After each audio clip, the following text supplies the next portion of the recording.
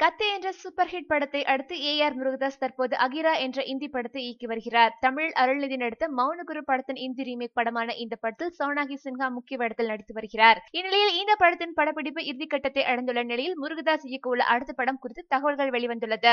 முருகதாஸ் அடுத்ததாக விஜய் அல்லது அஜித் நடிக்கும் படத்தை இயக்க விரும்பினார். ஆனால் விஜய் 59வது படத்தை அட்லி இயக்கி வருகிறார். விஜய் படத்தை எஸ்.ஜே. சூர்யா இயக்க உள்ளதாக செய்திகள் வெளிவந்துள்ளது.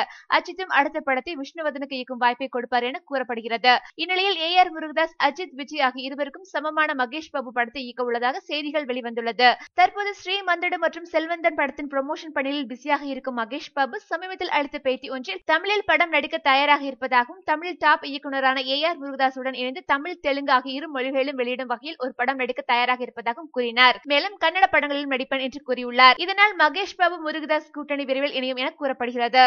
மேலும் சினிமா செய்திகளை உடனுக்குடன் தெரிந்து கொள்ள கீழே உள்ள சப்ஸ்கிரைப் பட்டனை அழுத்தவும்.